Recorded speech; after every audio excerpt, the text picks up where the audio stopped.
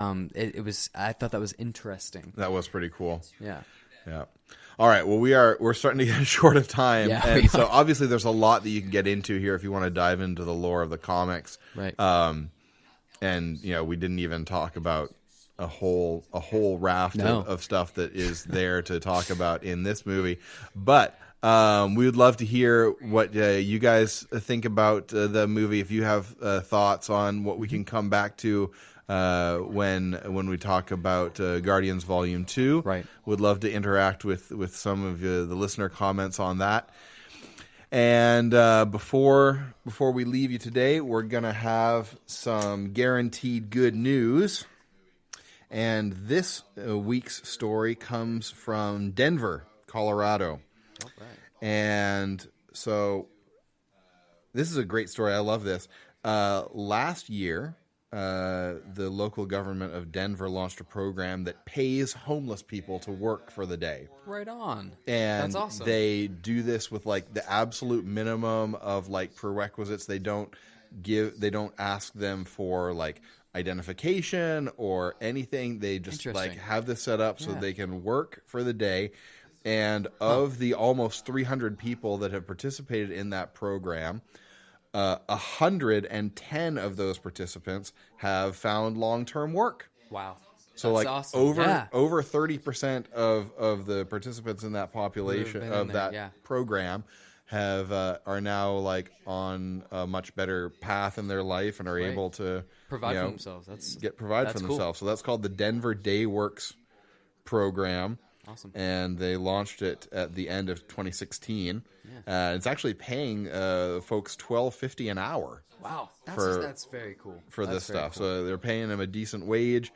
And does it have anything in there? What they're doing? Anything like that? Different public service stuff. Okay. Yeah. Cool. So like working at libraries, mulching flower beds, and that's cool. Yeah, that's awesome. So by the time the initiative's pilot period ended, over 10,000 hours of work had been done, and $109,000 in wages had been paid. Nice. And they're Colorado. Let's go. Come on. So they're working on expanding that program in the coming year, and hoping to partner with other state organizations so they can provide even more work shifts to homeless people and folks with disabilities. And so if you guys hear any more about that, let us know. If you guys have heard anything. Yeah, and totally just in general, like we're totally open to suggestions for guaranteed good news. Yeah, so that I don't have to always just look them up. It becomes easier that way. if any of you guys out there have some great news stories that you'd like to share with the rest of the listenership, even if it's just local to you. Like get the news out there. That's awesome. Sure. Yeah. Even local stuff that isn't like huge, but would be encouraging. We'd love to hear about it. Yeah. And you can send that to me in a variety of ways all over social media. We're on Twitter and Instagram at 2geeksoup. The email address is 2geeksoup@gmail.com. And obviously our Facebook page is also 2geeksoup. All right, Daniel, thanks for being with me here today. Thank you for having me again. Yeah, welcome back.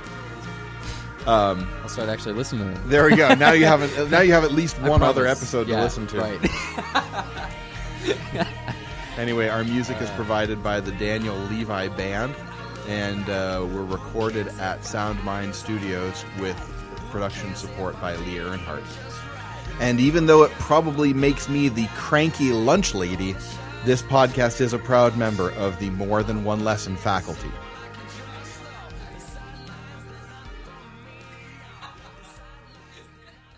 Anyway, our music is provided by the Daniel Levi Band, and we're recorded at SoundMind Studios with production support by Lee Earnhardt. And even though it probably makes me the cranky lunch lady, this podcast is a proud member